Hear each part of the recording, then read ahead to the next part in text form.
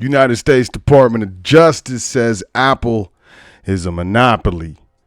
We are in the new Gilded age, says some sources. And, is the food poison? Is food poison? Controversial. The foundation. Current events.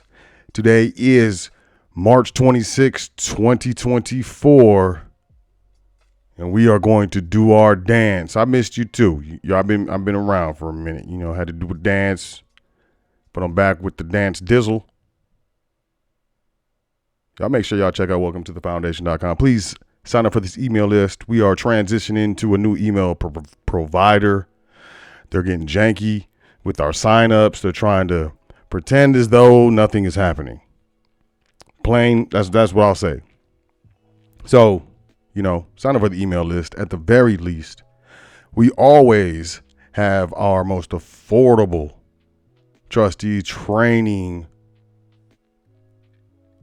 available in the public right now. You want to learn how to create, administer private trusts, constitutional trusts, peer trusts, common law trusts. There's a lot of ways that they're known.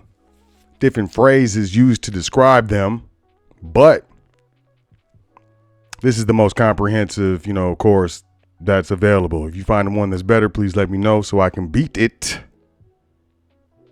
because we don't play around. Link in the description if you are interested. You're looking to start a business to, work in conjunction with these private structures that you are learning how to administer and create.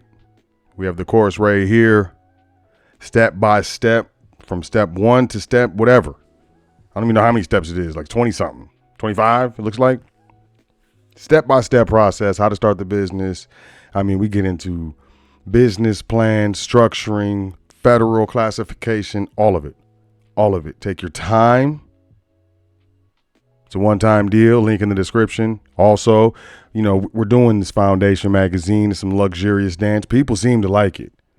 The print edition is doing better than I thought. I actually got some of the new ones, and, I have to say, it's luxurious. So we have the Foundation digital magazine. We have the Foundation print edition. It's up to you. Link in the description. Let's jump into these current events. Dow and S&P fall for the third straight session, with inflation data being looked at. They're paying attention to that dance. U.S. stocks slipped today, giving up modest gains late in the session to send the Dow and S&P 500 to their third straight decline as investors awaited economic data in a holiday-shortened week to gauge the Federal Reserve's policy path. What's going on? Market's getting a little rickety, a little shifty. If the Fed doesn't reduce rates, you could see some issues. It could be a problem. That's what the market's looking at. You can check out this article if you want some more information. I got to keep it moving. You know how we do. CNBC, top U.S. asset manager Vanguard doesn't believe the Fed will cut interest rates this year. That doesn't sound good. Does that sound good? Vanguard isn't alone in predicting 0 rate cuts this year, the whole year. No rate cuts, the whole year. There's supposed to be like 6 of them. The market was loving it. I don't know. Vanguard doesn't expect the Federal Reserve to cut interest rates this year, defying the view from Fed officials that the central bank remains on track to reduce rates 3 times in 2024. The Fed last Wednesday left interest rates unchanged for the 5th consecutive time, as expected, keeping its benchmark overnight borrowing rate in a range between 5.25 and 5.5%.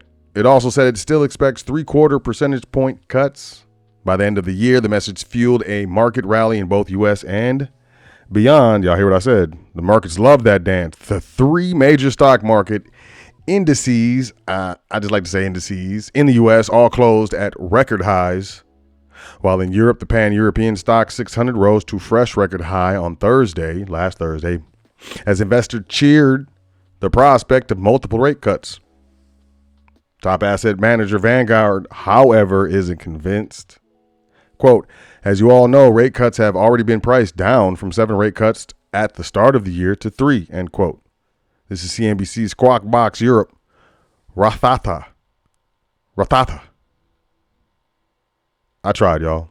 So it depends on the reason why. If it is because of the strong economy, especially supply side driven growth, which is also deflationary or disinflationary, then perhaps the stock market can continue to rally up. But also at Vanguard, what we also believe is that the U.S. equity market is relatively overvalued at this stage. They're saying it's a bubble. That sounds like bubble language to me. Speaking to burst your bubble, your electric bubble life cycle to cut 17% of staff amid battery recycling growing pains. It's happening. It's happening right now. Battery recycler Li-Cycle plans to lay off 17% of its staff, including 3 senior executives, as it pars its ambitious global growth plans in order to save cash and focus on building a crucial processing facility in New York. I don't know why New York. Why? I mean, I guess there's a lot of people, but it's expensoid in New York. Let's move forward. Canada Goose to cut 17% of its corporate workforce. Is that another? What's up with the 17%? You know, I don't know. Let's just keep it moving. Following a string of retail layoffs, Canada Goose will cut about 17% of its corporate workforce, which included about 915 employees.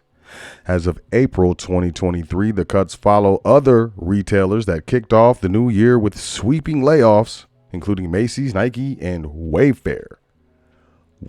Between April 2021 and April 2023, Canada Goose nearly doubled its corporate workforce to support its growth, according to a securities filing. So, you know, they're going to lay off 70% of the workforce. It's not clear how many employees will be laid off. The cuts will affect staff at Canada Goose corporate headquarters, which had about 915 employees as of April 2023, according to a securities filing. In a statement, CEO Danny Reese, let's go with Reese. Danny Reese said, quote, "Today we are realigning our teams to ensure that corporate resources are fit for purpose to fuel our next phase of growth across geographies, categories, and channels," end quote. Man, that was a luxurious sentence. I like the realignment. We're realigning our core structure with regards to how we operate our business. And unfortunately, you are fired. You got to go securities here to escort you out. The cuts, part of the company's ongoing, quote, transformation program, end quote, come after what it called a, quote, comprehensive review, end quote, of its organizational structure and the roles it needs to reach its goals. It expects the cuts will bring, quote, immediate, end quote, cost savings and simplify its workforce, allowing it to make decisions more quickly and become more efficient. Yeah, immediately, because, you know, there's weekly paychecks that will not have to be cut. Gold prices have been hitting record highs. Here's why the rally is far from over. I've been telling y'all to buy gold and silver for years, close to a decade now. It's crazy that I've been doing this for this long. But here it is. Gold prices hit an all-time high. There's still room for it to surge as several countries are on a gold buying spree. Prices could rise to $2,300 per ounce in the second half of 2024, especially against the backdrop of expectations that the U.S. what? The U.S. what? Strong physical demand for gold is also fueled by its appeal as a safe haven asset and investors looking to diversify amid lackluster performances in other asset classes. I'm still tripping on the drop off in that sentence. The rally in gold continues with the prices hitting all-time highs. There you go. You know, we'll move forward. CNBC weekly mortgage demand drops as interest rates rise again. Fed announcement will be key for a spring market. What happened? They kept the rates the same way. The average contract interest rate for a 30-year fixed mortgages with conforming loan balances, which is $766,550 or less, increased to 6.97%. And that's up from 6.84%. Applications for a mortgage to purchase a home fell 1% for the week and were 14% lower than the same week a year ago. The latest Federal Reserve rate announcement could have a significant impact on the trajectory of the mortgage. Hey, what happened? Y'all want to know what happened? Nothing. The salary a single person needs to live comfortably in 25 major U.S. cities. What is it? $93,933 to live comfortably. Are you living comfortably? Do you make $93,933 a year? Comfortable is defined as income needed to cover 50-30-20 budget. This is a 50-30-20, which is 50% of your monthly income can pay for necessities like housing and utility costs. 30% can cover discretionary spending, and 20% can be set aside for savings and investments. Smart Asset extrapolated the income needed for a 50-30-20 budget based on the cost of necessities using data from the MIT Living Wage Calculator. Here's the income a single person needs to live comfortably in the 25 U.S. cities with the highest cost of living. New York City, of course, $138,570. Well, let's go to the bottom. Arizona, $102,000. That's a lot. That's a lot. And it's just going to increase. How will the West use Russia's frozen assets? I think this is a big deal. You know, it's one thing to freeze assets, and it's another thing to take it. I think this is a big deal with what we got going on. Just real quick. The European Union is expected to move a step closer this week to seizing some of the money that has been building up on around $280 billion worth of Russian assets frozen by the West since Moscow's invasion in 2022. EU leaders want to send the money it confiscates. Exactly how this will be done is a complex legal issue that will set a potentially contentious precedent. And that's what I'll say. I agree with Mark Jones and Jan Strupczewski. I agree with those, I agree with them. Oops, that's not supposed to be there. Let's move forward. U.S. home sales surged last month despite highest February prices on record. Applications have dropped. Blueberries, strawberries, again on the dirty dozen list. What happened? Approximately, 95% of non-organic strawberries, leafy greens such as spinach and kale, collard and mustard greens, grapes, peaches, and pears tested by the United States government contain detectable levels of pesticides. This is according to the 2024 Shopper's Guide to Pesticides in Produce. Nectarines, apples, bell and hot peppers, cherries, blueberries, and green beans rounded out the list of the 12 most contaminated samples of produce. It's dubbed the Dirty Dozen by the Environmental Working Group, or EWG, an environmental and health advocacy organization that has produced the annual report since 2004. Pesticides have been linked in studies to preterm births, congenital malformations such as neural tube defects, spontaneous abortions, and an increase in genetic damage in humans. Exposure to pesticides has also been associated with lower sperm concentrations, heart disease, cancer, and other disorders. Farm workers who use or are exposed to pesticides are at the highest risks. According to studies, a 2022 meta-analysis found workers exposed to pesticides were nearly 5 times as likely to have DNA damage, man. While a February study found children exposed at an early age showed poorer neurodevelopment from infancy to adolescence. Wow, you can check this out. CNN Health, blueberries, strawberries, again on the Dirty Dozen list. This is non-organic, of course. There's organic places, usually co-ops, food cooperatives. Just do a search for food co-op in your area. Just type in your zip code, food co-op. This stuff is getting crazy. Speaking of crazy, CNBC Neuralink shares video of patient playing chess using signals from brain implant man. Neuralink, Elon Musk's startup. Neuralink, I just like saying that. Neuralink streamed a live video that showed a patient using the company's brain implant to move a mouse and play chess on a computer. Nolan Arbaugh, a 29-year-old man, is the first human patient to ever get implanted with the Neuralink device. The company is developing a brain-computer interface, or a BCI, that aims to help patients with severe paralysis control external technologies using only neural signals. Neuralink's first product is called telepathy. Musk said in a post on his social media site X in January. In the video, which was posted last Wednesday, which was streamed on X, Arbaugh said he became a quadriplegic after suffering a diving accident around 8 years ago. Yo, my man can't move below his shoulders. It's crazy. In a diving accident. What happened? Did he get stuck? They had to wedge him out? Look, I don't know. But that's crazy. He said the surgery to get Neuralink's implant, which requires patients to remove a portion of their skull to insert electrodes into their brain tissue, was, quote, super easy, end quote.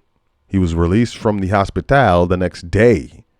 Quote, it's not perfect. I will say that we have run into some issues. I don't want people to think that this is the end of the journey. There's still a lot of work to be done, but it has already changed my life, end quote. A BCI is a system for blah, blah, blah. Yo, here we go. I'm going to keep y'all up to that. We'll stay on. Yay. Oh, speaking of Fortune, by way of Yahoo Finance, we are essentially in a new Gilded age. As workers get laid off, CEOs and shareholders gobble up hundreds of billions in profits. Taking a modern century spin on let them eat cake, shareholders are having the whole cake and eating it too. It's no shock the boardroom is able to stay above the fray as wealthy members are more equipped to weather economic downturns. But it turns out CEOs and shareholders are walking away with an ever greater slice of profits than one might think.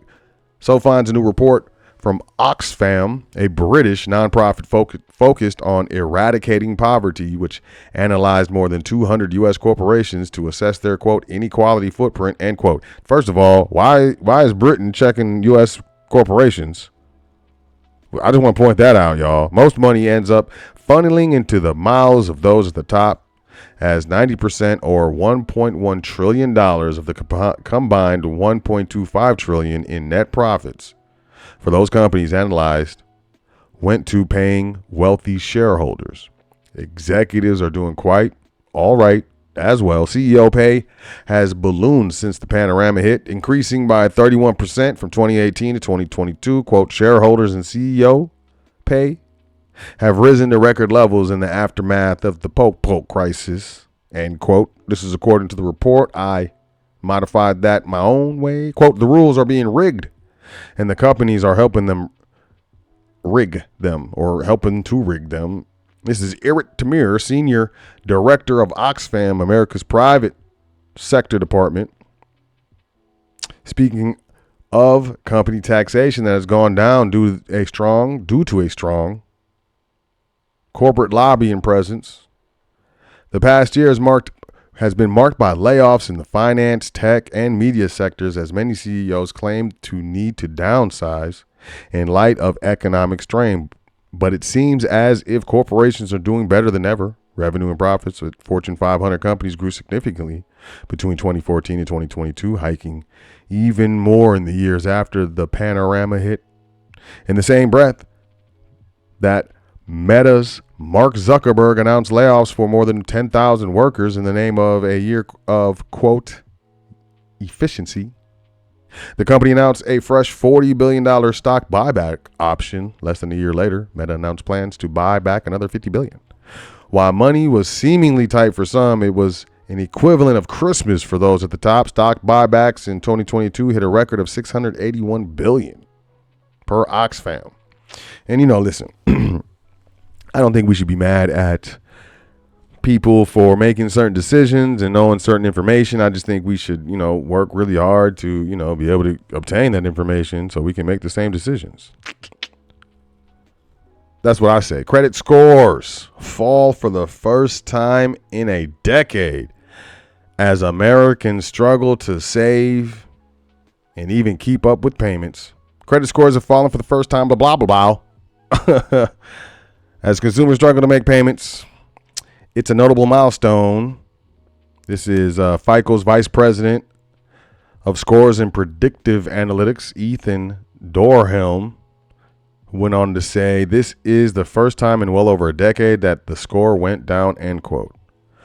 Another likely driver is that savings rates have trended back down to zero, and those savings cushions that many consumers had have disappeared, Dorhelm said. A March blog from FICO revealed that the national average FICO score held steady from April 2023 to July 2023 at 718. But according to credit score data, up to October 2023, the national average credit score fell by 1 point to 717. Quote, given that the FICO score is a lagging, not leading economic indicator, this suggests that the effects of high interest rates and persistent inflation may be starting to weigh on consumers, especially those already struggling to manage their finances. FICO also pointed to an increase in missed borrower payments. Borrower. That's a weird word, man. And consumer debt levels as causing the drop in credit scores for Americans. Quote, we are pretty far removed from the panorama level mitigation program, so consumers are very much confronted with making good on their credit obligations with little in the way of stimulus checks or government-defined accommodation programs, end quote, Dorhelm reportedly said in a response to the report. So, no stimulus checks. You have to pay your mortgage. You have to pay your rent. All that stuff is done. You have to pay your student loans. And this, seems to be a huge problem. And it's going to continue to be a huge problem. We'll see. And yes, these numbers are lagging indicators. So I guess we'll check in a month or so. I appreciate y'all checking out current events. Make sure you check out welcometothefoundation.com. Don't play around. Don't play with me. Don't play with yourself. Don't be like that. Sign up for the email list at the very least. Make sure you check out the links in the description with regards to Trustee training, starting your own business, that entire dance. This has been Current Events. Today is March 26, 2024. My name is Sot L, Seeker of Truth L, Speaker of Truth L, and it, as always, has been an absolute pleasure. Y'all make sure y'all enjoy yourself, take care of yourself. Ensure that you say 10 things that you are thankful for before you go to sleep tonight and every night. It is very important. And I will catch y'all tomorrow on the foundation. Peace, y'all.